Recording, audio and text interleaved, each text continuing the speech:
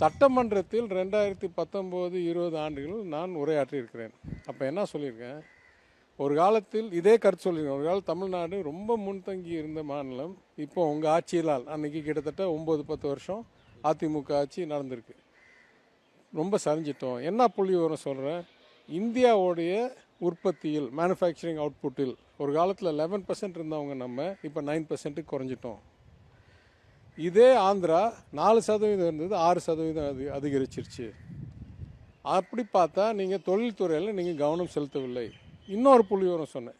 என்னன்னா, ஒரு காலத்தில் தலைவர் கலைஞர் ஆட்சி முடியும் போது மொத்தம் நம் தமிழ்நாடு உற்பத்தியில் ஜிஎஸ்டிபியில் கிட்டத்தட்ட 18-20% மேனுஃபேக்சரிங்காக இருந்தது, இண்டஸ்ட்ரீஸாக இருந்தது.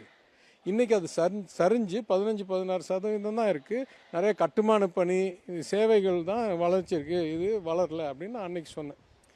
இப்போ என்ன ஆச்சரியம்னா, வெறும் 4 ஆண்டுகளில் அந்த சூழ்நிலை அந்த 10 ஆண்டு, இன்ஃபேக்ட் 20 ஆண்டு எடுத்தால் நான் அதையும் சொல்லுவேன். 20 ஆண்டு நீங்கள் யோசிச்சு பாருங்கள். 2000 டைடல் பூங்கா, ஐடி துறை எல்லாம் உருவாக்கும் போது சென்னை தான் முதல் இடத்துல இருந்துச்சு. அப்போ பெங்களூர்லாம் ஐடியில் அவ்வளோ பெரிய இடமே இல்லை.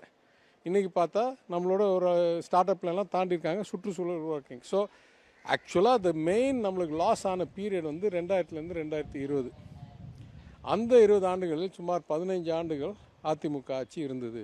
அதனால் வந்த சரிவு. இப்போ நான் அரசியல் கலரோட சாயத்தோடு சொல்கிறேன். ஏன்னா இது நான் ஏற்கனவே சட்டமன்றத்தில் பேசினது, உரையாடல் TN legislative assembly.tn.gov.inல இருக்குது, போய் எடுத்துக்கலாம் என்னுடைய உரை.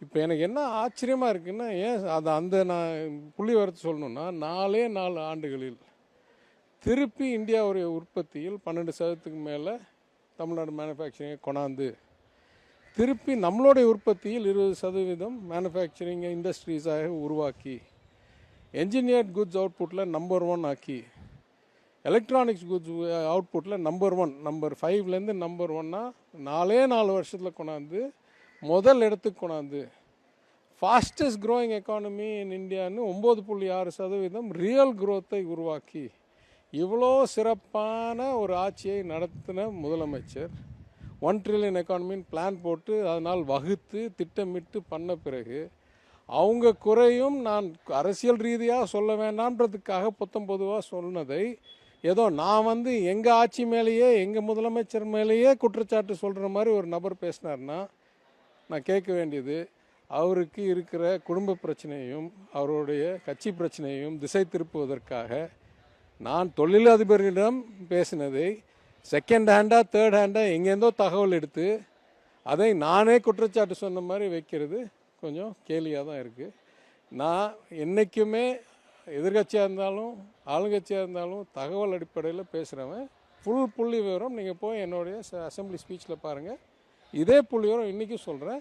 ஒரு காலத்தில் இன்னொன்று யோசிச்சு பாருங்கள். இப்போ ஏடிஎம்கே காலத்தில் டிஎம்கே காலத்துக்கு அளவுக்கு செயல்பட்டிருந்தாங்கன்னா நம்ம எவ்வளோ அதிகரிச்சிருப்போம் யோசிச்சு பாருங்கள். நம்ம 11%லேருந்து 9%க்கு போயிட்டு 12%க்கு வந்திருக்கோம். அவங்க நம்மளை அப்படியே ட்ரெஜெக்டரியில் வச்சுருந்தாங்கன்னா இன்றைக்கி 15-17% போயிருப்போம்.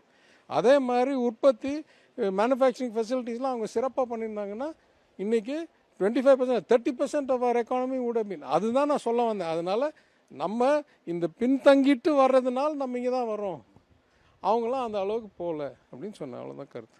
சரி.